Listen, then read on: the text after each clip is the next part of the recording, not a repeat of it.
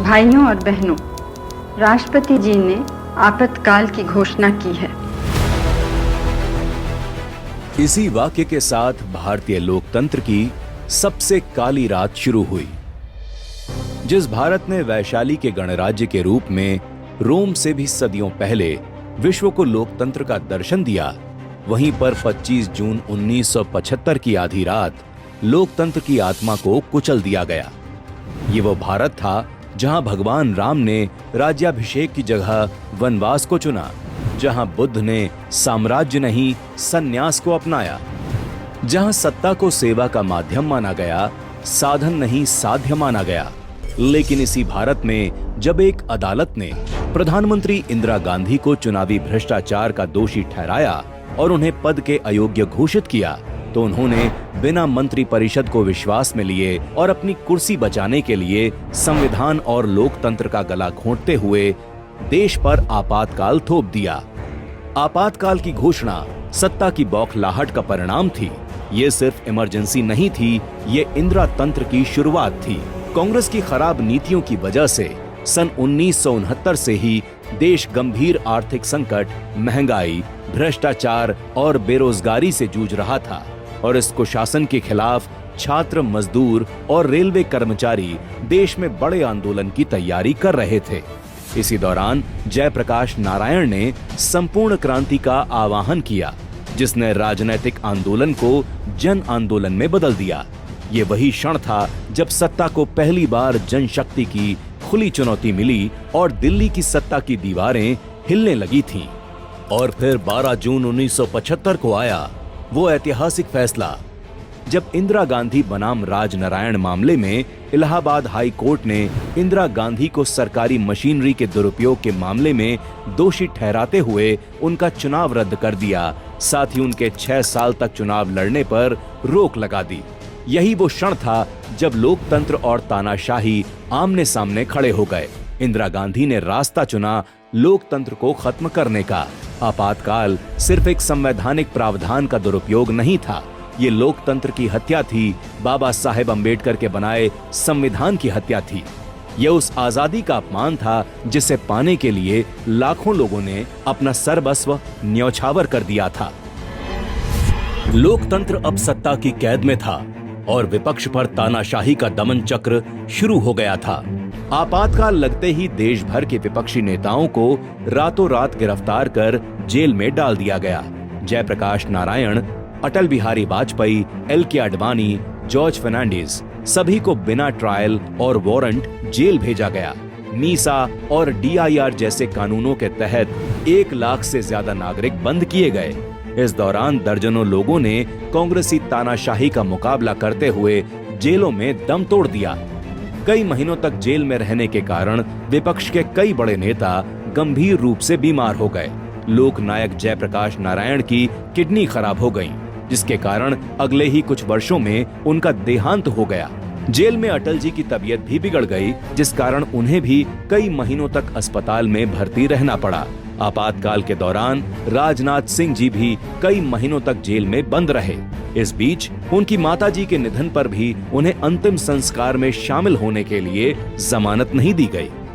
न्याय की आत्मा पर हमला करते हुए न्यायपालिका में ही न्याय को कैद करने की साजिश रची जाने लगी। जब बंदी न्याय की शरण में पहुंचे तो सुप्रीम कोर्ट भी सत्ता के सामने झुक गया। ADM जबलपुर केस में 5 में से 4 जजों ने माना कि आपातकाल में नागरिकों के पास जीवन और स्वतंत्रता का अधिकार नहीं है। सिर्फ एक न्यायमूर्ति HR खन्ना ने इसका विरोध किया और कहा, अगर जीवन और स्वतंत्रता का अधिकार नहीं रहेगा तो बाकी अधिकारों का क्या मतलब।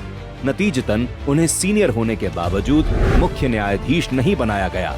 वहीं 1973 में केशवानंद भारती केस में सरकार के पक्ष में फैसला देने पर इंदिरा गांधी ने वरिष्ठता की परंपरा तोड़कर AN रे को CJI बनाकर इनाम दिया। इंदिरा सरकार ने आपातकाल की घोषणा के साथ ही मीडिया का गला भी घोंट दिया।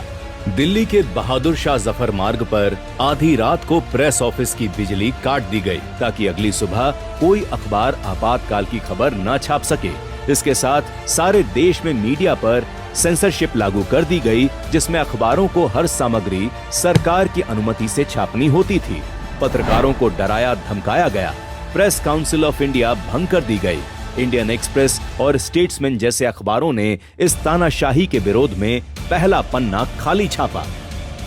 आपातकाल के दौर में देश की आत्मा कहे जाने वाले संविधान पर सत्ता ने गहरी चोट की। सरकार ने संविधान में कई संशोधन कर लोकतांत्रिक संस्थाओं को कमजोर और सत्ता को निरंकुश बनाने का प्रयास किया। 1975 में हुए 38वें संशोधन के तहत राष्ट्रपति और मंत्री परिषद के फैसलों को न्यायिक समीक्षा से बाहर कर दिया गया, जिससे सत्ता के फैसलों पर कोई कानूनी सवाल नहीं उठाया जा सकता था। इसके बाद 39वें संशोधन में इंदिरा गांधी के अवैध चुनाव को अदालत की जांच से छूट दे दी गई और एक तरह से प्रधानमंत्री पद को कानून से ऊपर रखा गया। 1976 में हुए 40वें संशोधन ने सरकार को भूमि और प्राकृतिक संसाधनों पर पूर्ण नियंत्रण दे दिया, जिससे नागरिकों के संपत्ति अधिकारों और अदालतों की भूमिका को सीमित कर दिया गया। 1976 में ही 41वें संशोधन के जरिए लोक सेवा आयोगों के अधिकारियों की सेवा अवधि बढ़ाई गई, जिससे सरकार अपने वफादार अधिकारियों को 2 साल अतिरिक्त पद पर रख सके। ये निष्पक्ष प्रशासन के सिद्धांतों के विरुद्ध था। अंततः 42वें संशोधन ने संसद को असीमित शक्तियां दी, न्यायपालिका की स्वायत्तता पर चोट की और नागरिकों के मूल अधिकारों को सीमित किया। ये संशोधन आपातकाल की तानाशाही प्रवृत्ति को कानूनी रूप देने वाला सबसे बड़ा उदाहरण था। विद्या का मंदिर कहे जाने वाले कॉलेज और उनमें पढ़ने वाले छात्र भी इंदिरा सरकार के अमानवीय अत्याचारों से नहीं बच सके। आपातकाल के दौरान देश भर में छात्रों, शिक्षकों, किसानों और आम नागरिकों पर भीषण अत्याचार किए गए। केरल, तमिलनाडु और कर्नाटक जैसे राज्यों में प्रदर्शनकारियों को लाठियों से पीटा गया, उल्टा लटकाया गया और एरोप्लेन टॉर्चर जैसी अमानवीय यातनाएं दी गईं। इंजीनियरिंग छात्र पी राजन को पुलिस उठा ले गई और वे कभी वापस नहीं लौटे। छात्र नेताओं रवि, श्रीकांत, उदय शंकर, शेषा, हेमंत और जसबीर सिंह को गरम मोम, मिर्च, जहरीले कीड़ों और बूटों से टॉर्चर किया गया। आंध्र प्रदेश में छात्रों को जानवरों की तरह पीटा गया, गर्भवती महिलाओं को जंजीरों से बांधा गया और दिल्ली विश्वविद्यालय में एक ही दिन में 200 शिक्षकों को गिरफ्तार किया गया। राजस्थान में प्रदर्शनकारियों और वकीलों को बिजली के झटके दिए गए और जोधपुर में लोगों को हम गद्दार हैं की तख्तियां पहनाकर अपमानित किया गया। ओडिशा में 9वीं 10वीं के बच्चे 5 महीनों तक जेल में रखे गए। कॉलेजों और विश्वविद्यालयों में विरोधी लेखन और विचारों पर रोक लगाई गई। ये दौर भारत के लोकतांत्रिक इतिहास में क्रूर दमन और भय की मिसाल बन गया। क्रूरता की हर सीमा पार करते हुए इंदिरा सरकार ने जनसंख्या नियंत्रण के नाम पर देश भर में जबरन नसबंदी अभियान चलाया। गरीबों को पकड़ पकड़ कर ऑपरेशन कराए गए, जैसे सरकार का उद्देश्य गरीबी नहीं, गरीब को ही खत्म करना हो। इस दौरान 1 करोड़ से ज्यादा लोगों की जबरन नसबंदी की गई, जिसकी वजह से 2000 से ज्यादा लोगों की मौत हो गई। वहीं अतिक्रमण हटाने के नाम पर तुर्कमान गेट और नसबंदी के नाम पर मुजफ्फरनगर में सैकड़ों लोग मारे गए। इस अंधकार में कुछ दीपक ऐसे भी थे जिन्होंने लोकतंत्र की लौ को बुझने नहीं दिया। जब पूरा देश डरा हुआ था, तब कुछ साहसी युवाओं ने लोकतंत्र की रक्षा की मशाल थामी। आरएसएस के प्रचारक नरेंद्र मोदी जी ने आपातकाल में ट्रेन से लोगों तक संदेश सामग्री पहुंचाई। आपातकाल के दौरान मोदी जी ने विभिन्न भेष बदलकर पुलिस से बचते हुए आंदोलन को जारी रखा। उन्होंने बटुक भाई और स्वामी जी जैसे भेषों में गुजरात के विभिन्न हिस्सों का दौरा किया।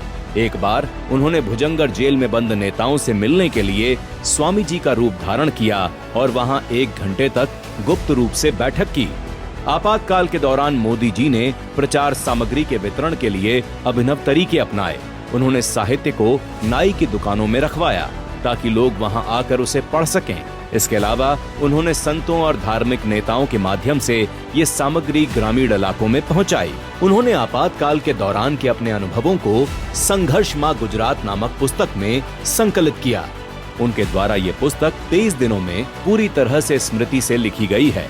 वहीं प्रवासी भारतीयों और IFD, फिसी जैसे संगठनों ने अंतर्राष्ट्रीय स्तर पर भारत में तानाशाही के खिलाफ आवाज उठाई। टाइम पत्रिका जैसी मीडिया संस्थाओं की आलोचनाओं ने इंदिरा सरकार पर वैश्विक दबाव बढ़ाने का काम किया। तानाशाही को चुनौती देने के लिए साहित्यकारों और कलाकारों ने भी कमर कस ली। आपातकाल में न सिर्फ नेता बल्कि लेखक, कवि, पत्रकार और कलाकार भी सरकार के खिलाफ उठ खड़े हुए। फणीश्वर नाथ रेणु और शिवराम कारंथ ने अपने सम्मान लौटा दिए। स्नेहलता रेड्डी की जेल में मौत हो गई और किशोर कुमार के गानों पर प्रतिबंध लगा दिया गया। राष्ट्रीय स्वयंसेवक संघ समेत करीब 26 सामाजिक राजनैतिक संगठनों पर प्रतिबंध लगा दिया गया। लोक शक्ति की लहर ने लोकतंत्र की हत्या करने वालों को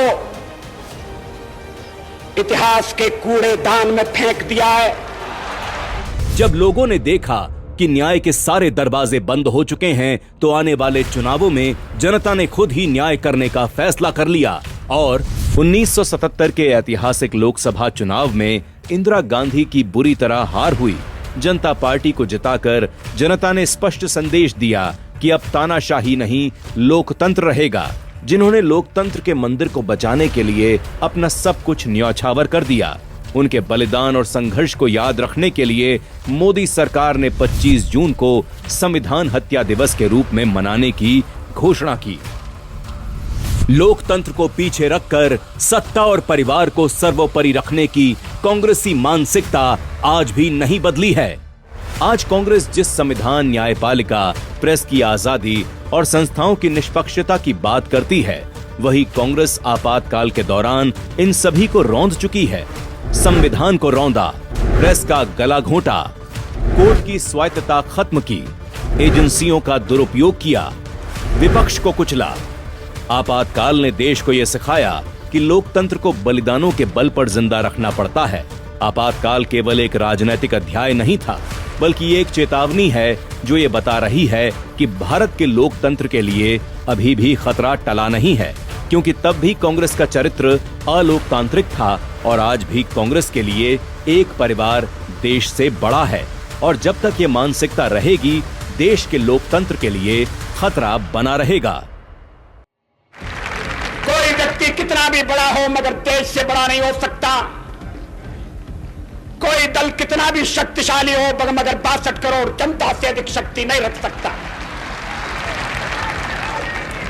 व्यक्ति आएंगे, चले जाएंगे, पार्टियां बनेंगी, बिगड़ेंगी, नई पार्टियां जन्मेंगी, सरकारें कायम होंगी, बदलेंगी, मगर कश्मीर से लेकर कन्याकुमारी तक फैला हुआ भारत अपनी सनातन संस्कृति के साथ आधुनिकता का वर्ण करने के लिए अमर काल तक इस तीर्थ यात्रा में चलता रहेगा।